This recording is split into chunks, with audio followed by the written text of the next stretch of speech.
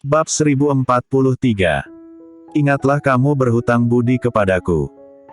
Orang yang berada di dalam panggilan terdiam, Satria Lin tersenyum. Kenapa? Ucapanku ini telah tertuju pada isi hatimu, sehingga kamu tidak dapat berkata apa-apa.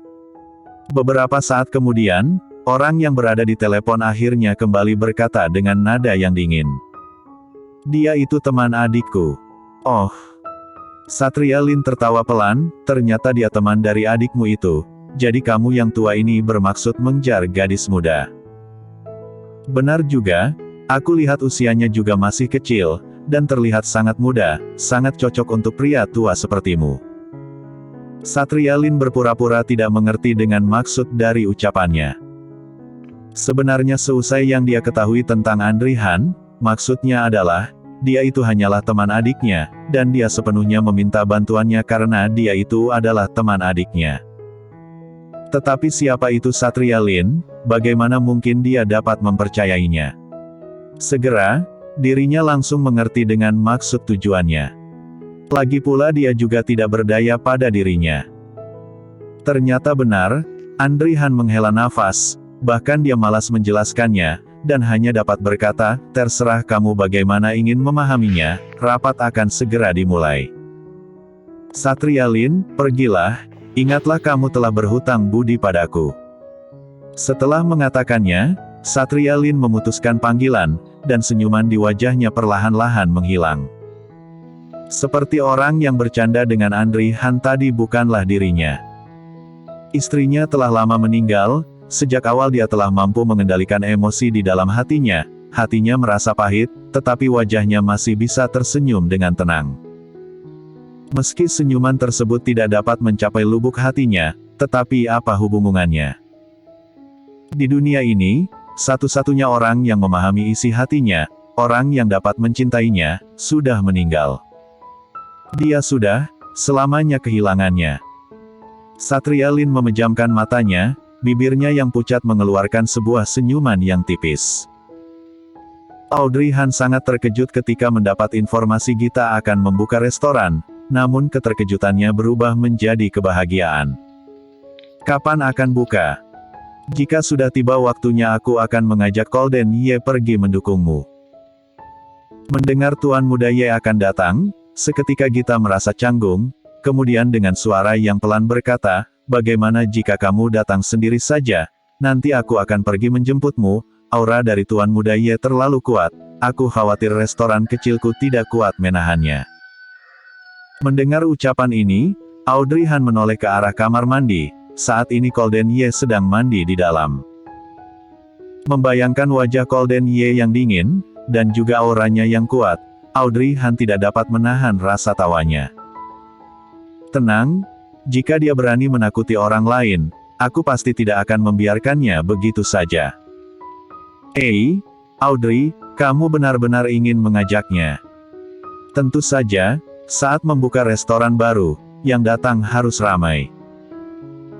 Seketika Gita tidak tahu harus berkata apa, dia menoleh melirik ayahnya yang berada di dalam bangsal, jika saat pembukaan restoran Tuan Muda Ye benar-benar datang. Tidak tahu ekspresi ayahnya akan seperti apa. Apakah senang, atau terkejut? Seketika, Gita juga menjadi penasaran, mungkin saja juga akan sangat mengasyikkan. Baiklah, kalau begitu jika waktunya sudah tiba kalian berdua datang bersamaan. Oh iya Audrey, kamu tidak akan menyalahkanku bukan? Audrey Han merasa bingung ketika mendengarkan ucapannya, menyalahkanmu apa?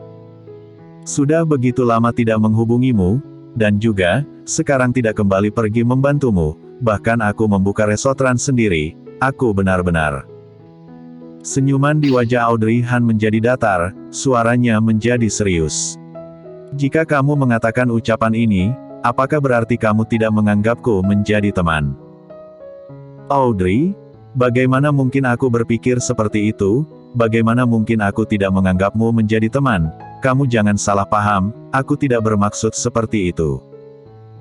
Ketika Gita mendengar suara Audrey Han menjadi serius, seketika dia menjadi tegang, dan berusaha menjelaskannya, terlihat seperti ingin menangis. Baiklah, kamu jangan tegang, aku tidak bermaksud menyalahkanmu. Aku hanya merasa, jika kamu menganggapku menjadi teman, maka seharusnya kamu tidak boleh hanya memikirkanku. Apa yang ingin kamu lakukan, itu semua adalah kehendak pribadimu, aku tidak dapat menghadangmu, terlebih lagi tidak ada hak untuk menyalahkanmu, mengerti? Gita, Audrey, aku marah, karena kamu selalu merasa bersalah padaku, padahal sudah jelas aku orang yang telah berhutang padamu. Beberapa tahun ini, jika tidak ada kamu yang selalu menemaniku, mungkin tidak akan ada aku yang sekarang. Tidak.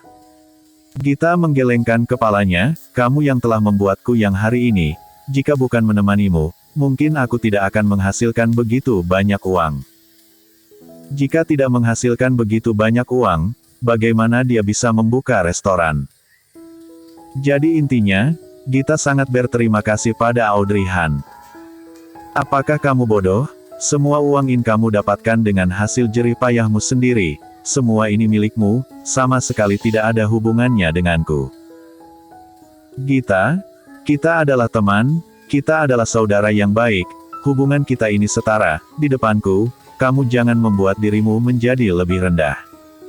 Audrey, jika kamu selalu membuatmu lebih rendah, maka aku merasa mungkin aku tidak dapat berteman denganmu.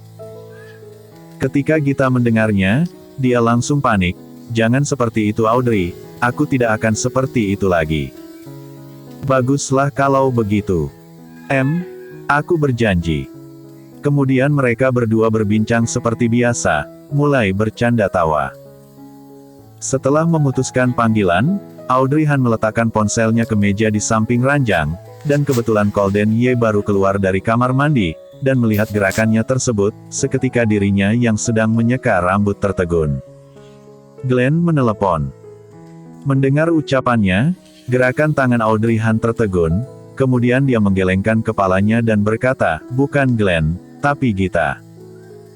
Ekspresi Golden Ye terlihat sedikit bingung, beberapa saat kemudian dia baru kembali seperti semula. Ternyata dia.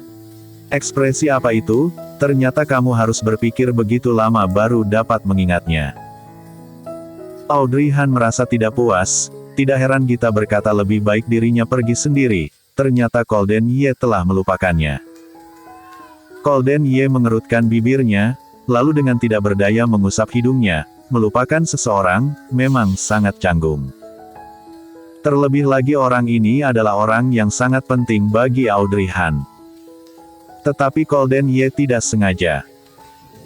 Hanya saja beberapa akhir ini ingatannya terkadang tersembunyi terkadang muncul, beberapa ingatannya tersebut seperti sedang bermain petak umpet dengannya, terkadang muncul terkadang menyusut, hanya Golden Ye sendiri yang tahu, ingatannya agak sedikit kacau. Karena dia tidak dapat sepenuhnya mengingat memori tersebut, sehingga dia sama sekali tidak dapat membedakan mana yang awal, dan mana yang akhir. Dia juga tidak melupakan teman Audrey Han Gita, tetapi orang yang jarang dia temui, seketika akan terkubur di dalam otaknya. Hanya Sally Meng, yang dia ingat dengan jelas.